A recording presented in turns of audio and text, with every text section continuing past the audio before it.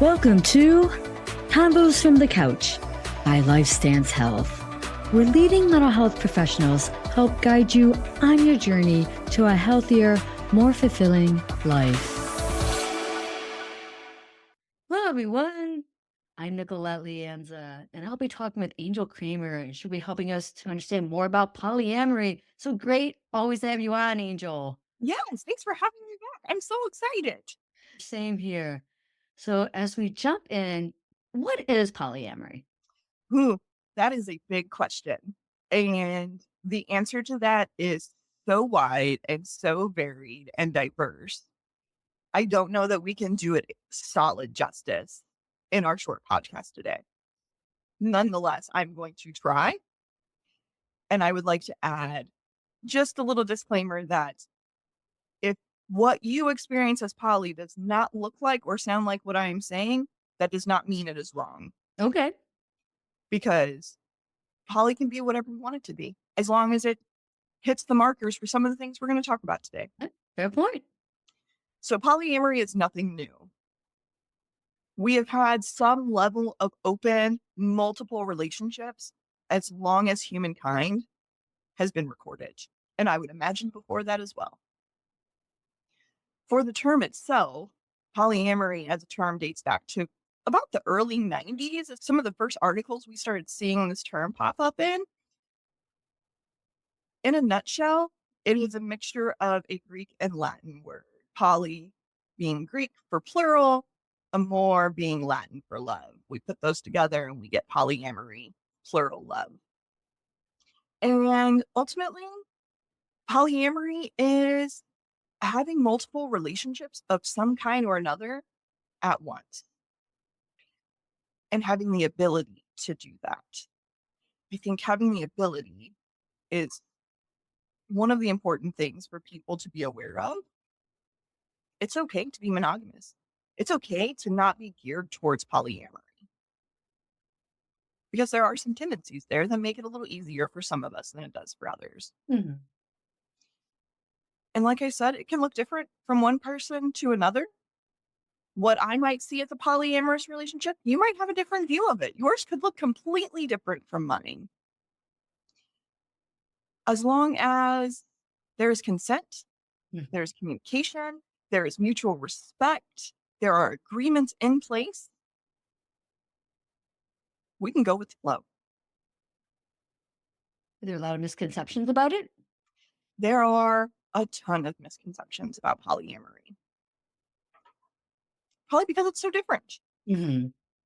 We don't see polyamory very much in the zeitgeist. We don't see it represented very often in the media. We don't have this prescribed narrative of what polyamory is. We do heteronormative monogamous relationships. And with that comes all sorts of misconceptions. Because when something is different and not understood, people don't know what to think of it. Very true. People might think that, oh, you're in a polyamorous relationship because you're a cheater. You can't stay faithful to a partner. Okay. It could be that some misconceptions regarding ability to communicate, to love, to be vulnerable, and it's actually quite the opposite. Being able to be in a polyamorous relationship comes with a bigger level of vulnerability, a bigger level of communication, Hmm. and to some extent, sometimes even a bigger level of commitment because we aren't balancing the needs of one partner, we're balancing the needs Oh, of, fair point. Fair point. Yeah. and sometimes it's also misconstrued as polygamy. And I think that is another important thing for us to differentiate between. Good. Yeah, please. Polygamy could fall under the umbrella of polyamory. However, polygamy, I guess first let's define polygamy. Yeah. Go right ahead. Go right ahead. Polygamy is the concept of having multiple wives married to a single man. And those women are not necessarily and usually aren't in a relationship with one another. Got And you. typically, they have very little, if any, say in who the other partners are going to be. in Okay. that plural relationship. And they are usually separate, and it is all centered around that one single man. And a lot of times polygamy is religious based. Not always, but typically. Okay. Whereas polyamory, it can have all sorts of different setups, but there's consent, there's communication, there are agreements in place. It's not necessarily a hierarchy where the one person at the center is at the top. And that sets poly apart with the consent alone. Mhm. There isn't anyone stepping on another person. There isn't anyone taking away rights. There isn't anyone necessarily cheating, Mhm. although cheating happens in any kind of relationship, Therefore, yep. because cheating is simply the breaking of trust. Mhm. And then beyond that, we have some spiritual, some religious misconceptions about polyamory, thinking along the lines of some religious trauma words such as sinning, going against a higher power, things like that. Mm. Um, that's not the prescribed relationship we're meant to be uh, in certain religious sectors. Are there different kinds or types? There are so many different kinds. So many different kinds. I don't know that I could even list all of them, but we will go over some of the more common ones. For poly, one of the more well-known versions of polyamory is hierarchy Okay. poly. Hierarchy polyamory is not the same kind of hierarchy as what we were just describing with polygamy. Okay. Typically, with hierarchical poly, there is a primary partnership. This can be heteronormative in nature. It could be a gay, lesbian, non binary. Any partnership can be Mhm. at the center. And then there can be secondary relationships. These secondary relationships could be sexual in nature. They could be romantic in nature. They could be intimate in nature. It could just be a closer form of friendship. Okay. And then there might even be tertiary relationships beyond those secondary ones. And it could have the same kind of setup, only it goes down in ranking. Your primary partner is your primary one. Your Okay. secondary one comes second, and your tertiary one comes third. And that's where the hierarchy comes in. And that's where the hierarchy comes in. Okay. There's that primary relationship at the center, at the core of those Mhm. hierarchical polycules. And sometimes those metamors know one another. Sometimes they might not. Okay. I should take a step back. I'm assuming people already know the lingo. A metamor is what we refer to as the partners Okay. of a primary partner. Thank you for the clarification. You're welcome. And we call those metamors. And sometimes they know one another, sometimes they don't. It all depends on what agreements you have in place for that. Okay. There's also non hierarchical polyamory, and this could have a relationship in it.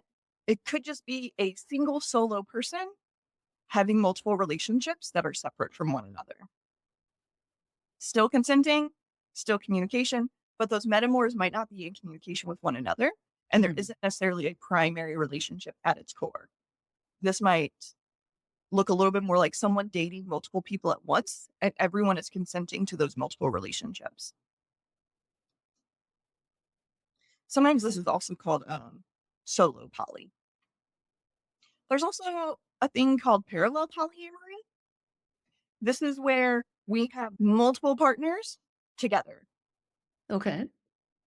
Trying to think of an example to word that a little bit differently to break it down for people. There is typically a couple at the center, and then that couple is dating others, but it is mutually exclusive.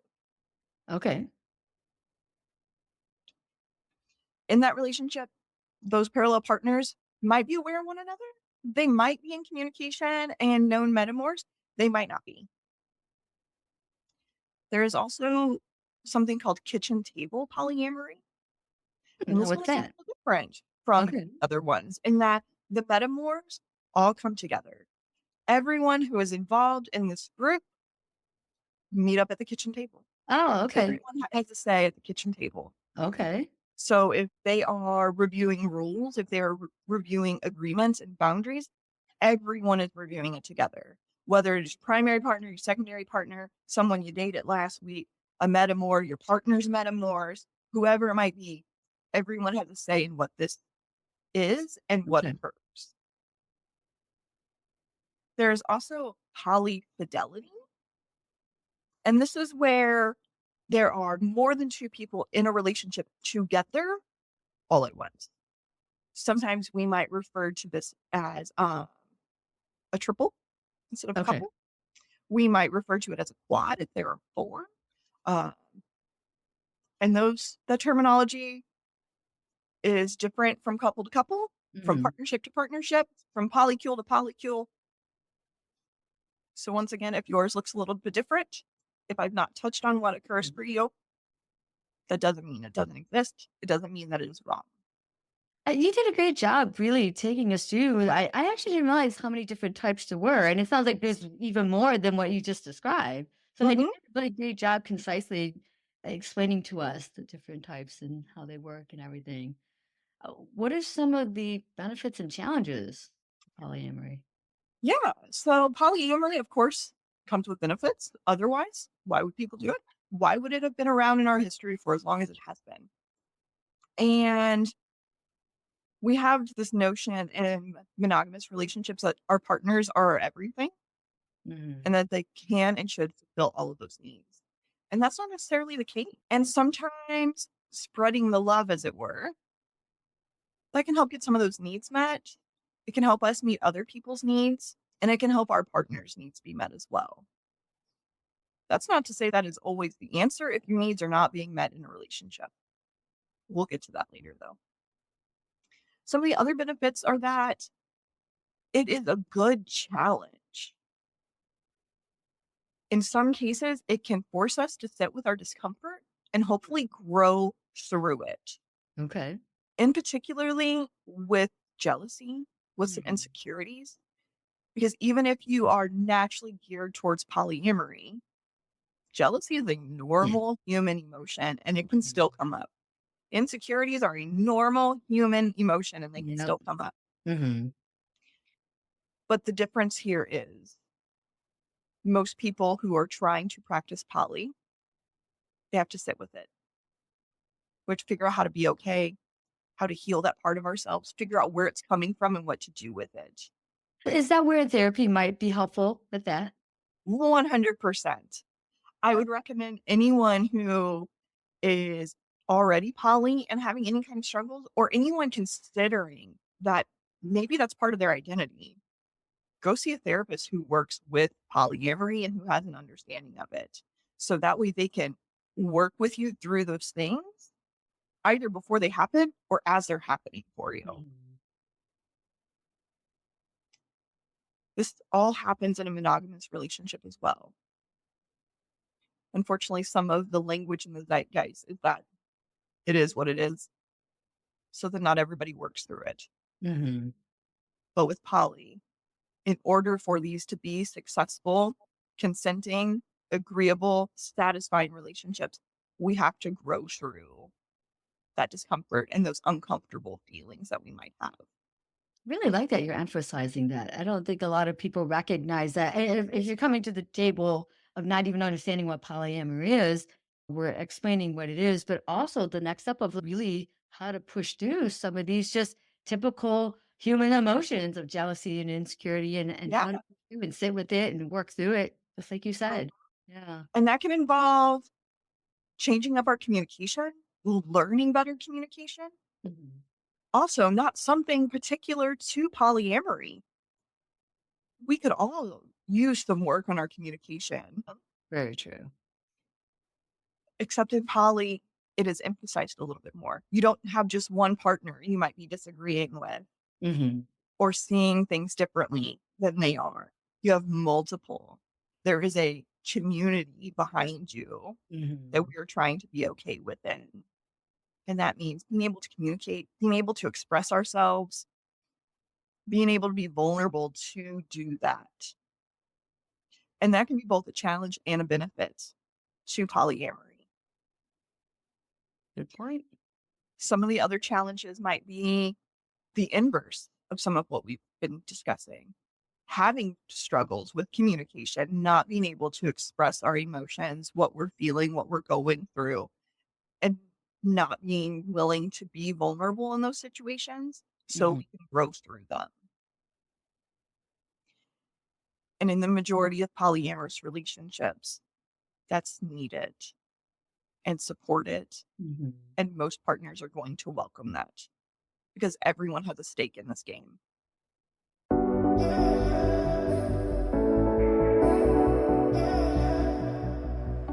For time management, that could Oh, be one of the challenges. never thought of that. Okay.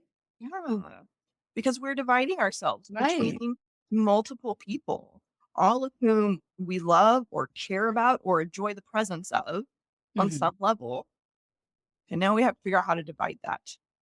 We can't just go home from work and just be at home with our partners. Sometimes we have to make a conscious effort Right. to Right. plan out that time.